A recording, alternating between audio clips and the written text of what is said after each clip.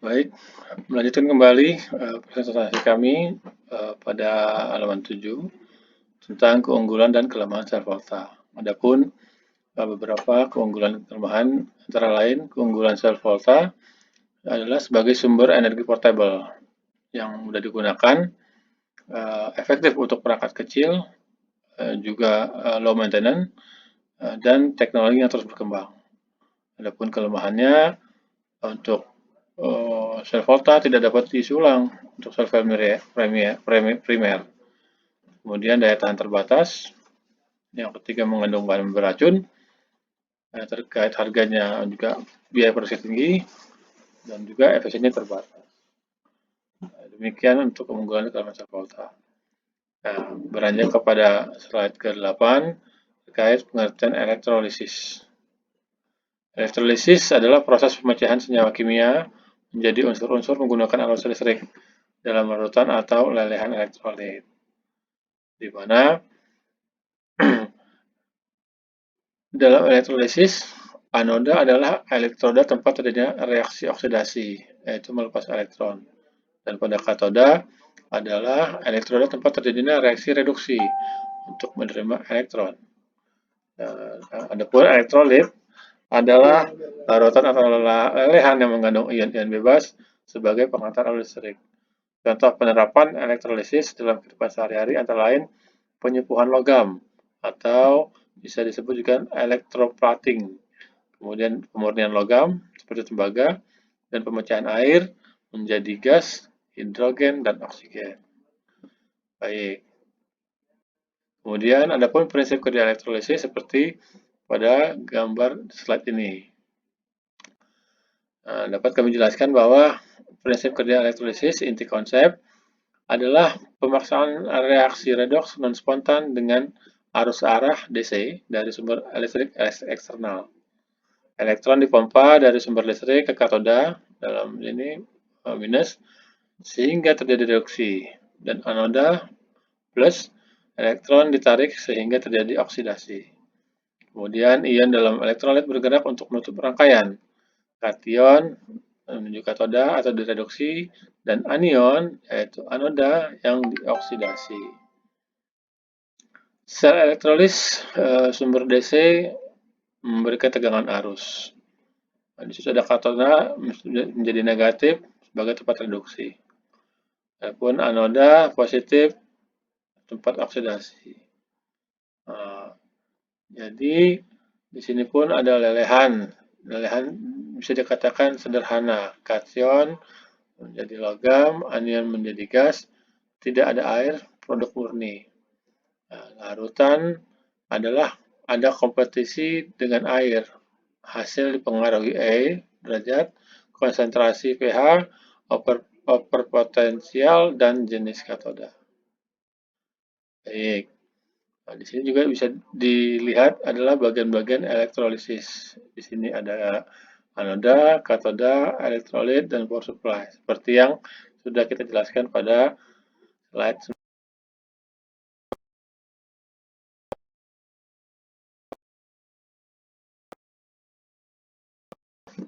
Ini laptopnya agak berat. Kemudian pada slide 11 kami akan menjelaskan terkait jenis-jenis elektrolisis. Adapun jenis elektrolisis yang kami dapatkan adalah ada 6 macam. Yang pertama elektrolisis air, elektrolisis garam, elektrolisis logam, elektrolisis zinc, elektrolisis electroplating, dan yang terakhir adalah elektrolisis electropolising. Di mana elektrolisis ini berproses penguraian air menjadi hidrogen dan oksigen menggunakan arus listrik. Untuk elektrolisis garam, proses penguraian larutan menjadi komponen-komponennya menggunakan arus listrik. Untuk elektrolisis logam, prosesnya penguraian logam menjadi komponen-komponennya menggunakan arus listrik. Adapun untuk elektrolisis zinc, proses penguraian zinc menjadi zinc murni menggunakan arus listrik. Nah, untuk elektrolisis electroplating, proses pelapisan logam menggunakan arus listrik. Dan yang terakhir adalah elektrolisis electropolising, proses penghilangan lapisan logam menggunakan arus listrik. Nah, adapun contoh reaksi elektrolisis, dari tadi yang 6, saya akan mengambil 4 sampel untuk elektrolisis air, elektrolisis garam, elektrolisis larutan tembaga, dan elektrolisis larutan perak. Di mana di sini dapat dilihat ada rumus-rumusnya, reaksi, ada katoda, dan ada anoda. Untuk elektrolisis air, reaksinya 2HU2O menjadi 2H2 plus O2. Untuk katodanya 2H2O plus 2E menjadi H2 plus 2OH. Dan untuk anoda 2H2O menjadi O2 plus 4H plus 4E. Begitupun untuk macam-macam elektrolis yang lainnya, sebagai mana yang dijelaskan pada slide ini. Untuk lembar ke-13, saya akan menjelaskan tentang penerapan dalam kehidupan sehari-hari terkait pengolahan air, pengolahan limbah, pembuatan bahan kimia, dan pengolahan logam. Di mana untuk pengolahan air, elektrolisis digunakan untuk mengolah air menjadi air minum yang bersih dan sehat. Proses ini dapat menghilangkan kotoran dan polutan dari air. Kemudian pengolahan limbah, elektrolisis digunakan untuk mengolah limbah menjadi produk yang berguna. Contohnya, elektrolisis dapat digunakan untuk mengubah limbah organik menjadi biogas. Pada pembuatan bahan kimia, elektrolisis digunakan untuk memproduksi bahan kimia seperti hidrogen, oksigen, dan klorin. Dan terakhir adalah pengolahan logam, di mana elektrolisis digunakan untuk mengolah logam seperti tembaga, seng, dan nikel. Adapun juga untuk yang slide berikutnya sebagai pengolahan makanan, pengolahan minyak, pengolahan udara, dan pembuatan energi. Di mana penerapan untuk pengolahan makanan, elektrolisis digunakan untuk mengolah makanan seperti pengolahan susu, pengolahan daging, dan pengolahan sayuran. Untuk pengolahan minyak, penerapannya adalah elektrolisis digunakan untuk mengolah minyak menjadi produk yang berguna seperti bahan bakar dan pelumas. Untuk pengolahan udara, elektrolisis digunakan untuk mengolah udara menjadi udara yang bersih dan sehat.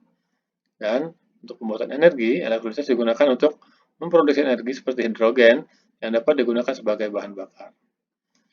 Adapun faktor yang mempengaruhi elektrolisis antara lain konsentrasi larutan, di mana konsentrasi larutan elektrolit mempengaruhi laju reaksi elektrolisis. Semakin tinggi konsentrasi larutan, semakin cepat laju reaksi. Kemudian suhu mempengaruhi laju reaksi elektrolisis. Semakin tinggi suhu, semakin cepat laju reaksi. Begitupun juga dengan tegangan. Tegangan yang diterapkan pada elektrolisis mempengaruhi laju reaksi. Semakin tinggi tegangan, semakin cepat laju reaksi. Dan yang terakhir adalah jenis elektroda.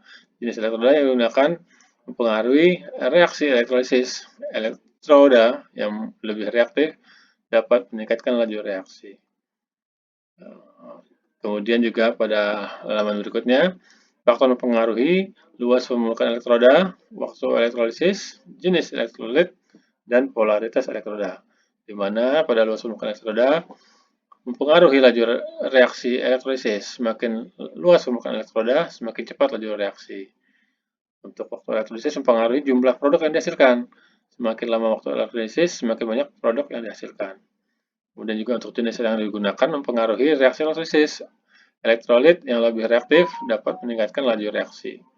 Dan yang terakhir adalah polaritas elektroda juga mempengaruhi reaksi elektrolisis. Elektroda yang memiliki polaritas yang sama dapat meningkatkan laju reaksi. Baik, dari semua penjelasan yang kami sampaikan di atas, dapat ditarik kesimpulan perbedaan sel volta dan elektrolisis. Jadi untuk sel volta adalah merupakan sumber aliran listrik yang dihasilkan dari reaksi kimia spontan, terdiri dari dua elektron, yaitu anoda dan katoda, yang tercelup dalam larutan elektrolit. Reaksi kimia terjadi secara spontan, sehingga menghasilkan arus listrik, contohnya seperti baterai dan sel aki.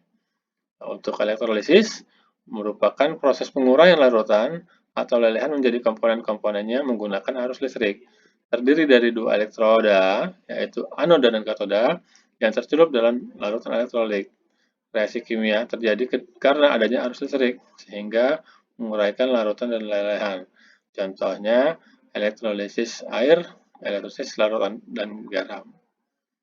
Baik, demikian presentasi kelompok kami terkait tentang sel volta dan elektrolisis. Terima kasih. Kemudian kami akan melanjutkan terkait tentang pertanyaan dan jawaban yang berhubungan dengan materi yang kami sampaikan. Jadi dari penjelasan kami dapat kami buatkan pertanyaan dan jawaban. Yang pertama, apa perbedaan prinsip kerja antara sel galvani atau sel volta dengan sel elektrolisis dalam hal sumber energi dan arah reaksi kimia? Adapun jawabannya, perbedaan prinsip kerja antara sel galvani dan sel elektrolisis yaitu sel galvani mengubah energi kimia menjadi energi listrik melalui reaksi redoks spontan, tidak memerlukan sumber listrik eksternal. Sedangkan sel elektrolisis mengubah energi listrik menjadi energi kimia. Jadi ini terbalik, melalui reaksi redoks non-spontan yang dipaksakan oleh sumber listrik eksternal. Kemudian yang kedua adalah bagaimana peran elektroda dan larutan elektrolit dalam menghasilkan arus listrik pada sel galvani dan sel volta. Jawaban kami, peran elektroda dan larutan elektrolit pada sel galvani dan sel volta adalah elektroda tempat terjadinya reaksi oksidasi anoda dan reduksi katoda. Misalnya seng sebagai anoda akan teroksidasi, tembaga sebagai katoda akan mengalami reduksi. Nah, sedangkan untuk larutan elektrolit yang mengandung ion-ion yang memungkinkan perpindahan muatan listrik dan mempertahankan netralitas muatan, sering dihubungkan oleh jembatan garam. Nah, yang pertanyaan terakhir adalah sebutkan contoh penerapan sel elektrolisis dalam kehidupan sehari-hari dan jelaskan proses kimianya secara singkat. Baik, untuk contohnya kami ambil sampel adalah penyembuhan logam atau electroplating, yaitu di mana prosesnya adalah melapisi logam dengan logam lain, misalnya perhiasan besi dilapisi emas. Adapun prosesnya adalah ion emas dalam larutan direduksi di katoda menjadi logam emas padat, sementara anoda emas teroksidasi melepaskan ion ke larutan. Sehingga reaksi katoda menjadi padat, reaksi anoda pun seperti itu.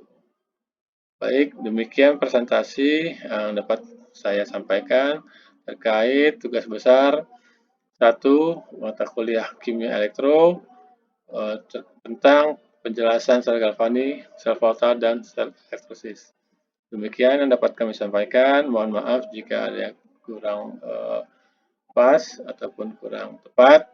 Mohon arahan untuk selanjutnya dari Ibu Imelda Uli Visalina Simanjuntak. Demikian, terima kasih.